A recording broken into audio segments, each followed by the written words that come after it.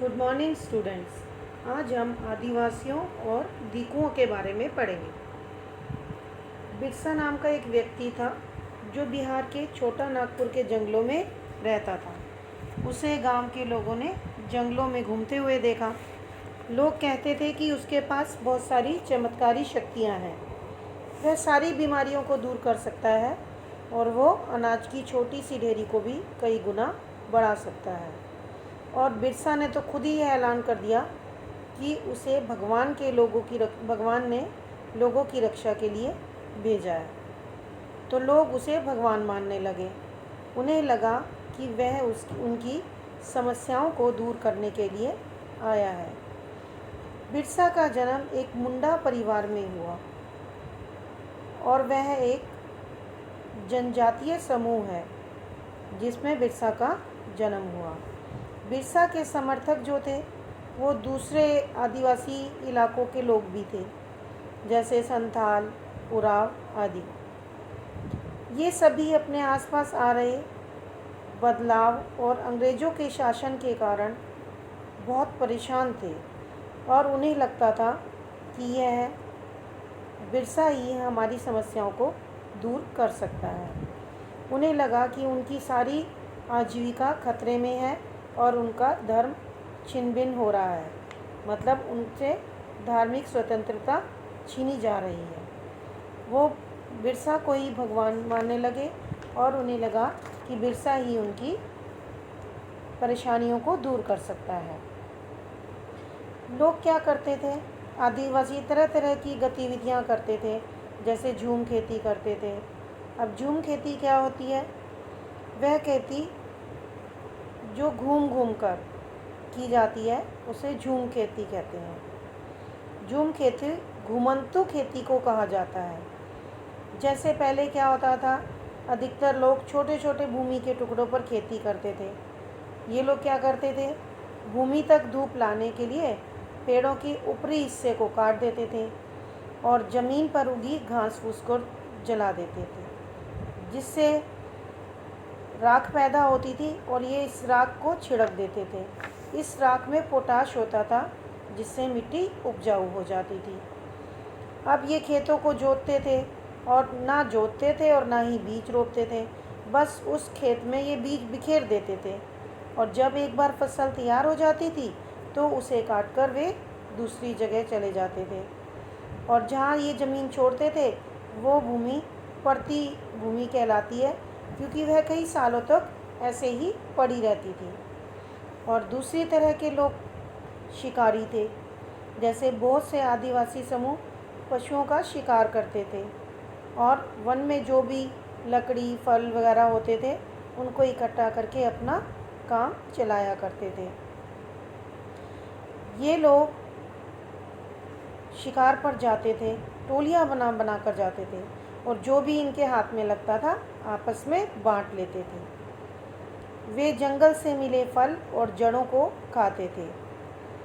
खाना पकाने के लिए ये लोग साल और महुआ के बीजों का तेल इस्तेमाल करते थे और इलाज के लिए क्या करते थे? बहुत सारी जंगली जड़ी बूटियों का प्रयोग करते थे। कुछ आदिवासी क्या करते थे? जानवरों को पालकर अपनी ज़िंदगी चलाते थे। वे चरवाहे थे और मौसम के हिसाब से अपने भेड़ बकरियों को यहाँ से वहाँ ले जाते थे। जब एक स्थान पर घास खत्म हो जाती थी, घास या चारा पानी, तो ये दूसरे इलाके में चले जाते थे। पंजाब के पहाड़ी में रहने वाले गुज्जर और आंध्र प्रदेश के लबाड़िया गाय भैंस के झुंड पालते थे। कुल्लू के गद्दी समुदाय के लोग गडरिये थे और कश्मीर के बकरवाल बकरियां पालते थे। तो ये क्या हुआ? कश्मीर में बकरवाल हुआ, कुल्लू में गद्दी समुदाय हुआ और पंजाब में गुज्जर समुदाय हुआ और आंध्र प्रदेश में लबाड़िया समुदाय हुआ। ये क्या करते थे? ये सब लोग बैसाख में जंगलों को जला देते थे और औरतें क्या करती थी?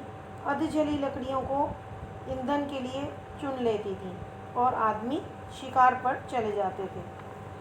अब क्या होता, धीरे धीरे परिवर्तन होने लगा। 19वीं सदी में बहुत सारे समुदाय एक जगह टिककर खेती करने लगे। वे बार बार जगह बदलने की बजाय साल दर साल एक ही जगह खेती करते थे।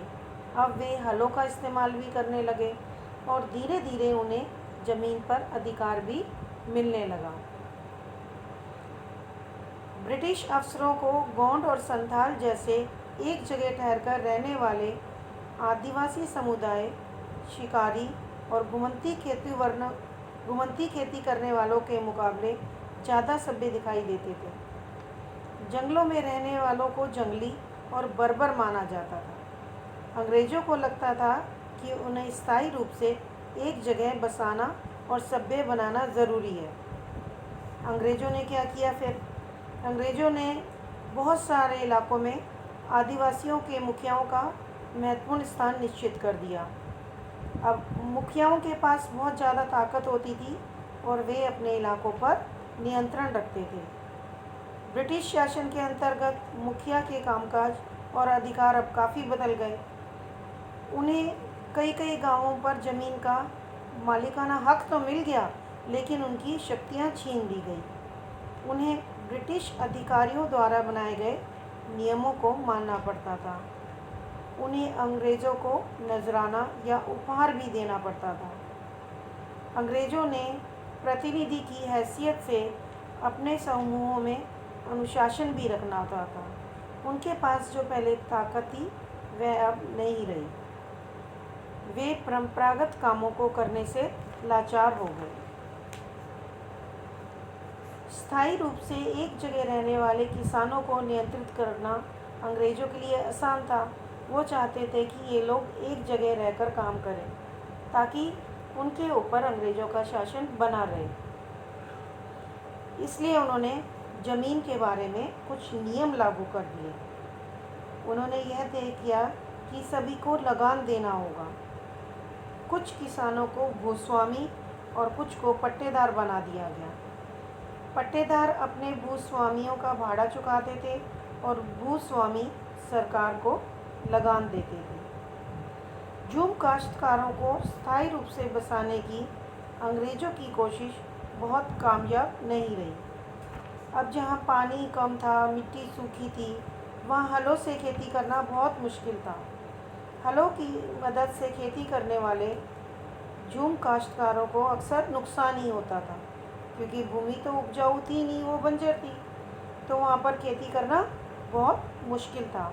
और वहाँ पे तो फिर झूम काश्तकार अब इस बात पर अड़ गए कि उनके परंपरागत ढंग से ही जीने दिया जाए।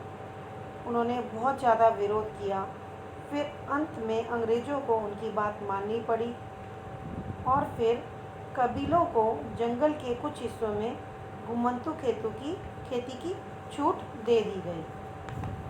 अंग्रेज़ों ने सारे जंगलों पर अपना नियंत्रण कर लिया और जंगलों की संपत्ति को अपनी संपत्ति घोषित कर दिया और कुछ जंगलों को तो आरक्षित वन घोषित कर दिया गया, जहाँ पर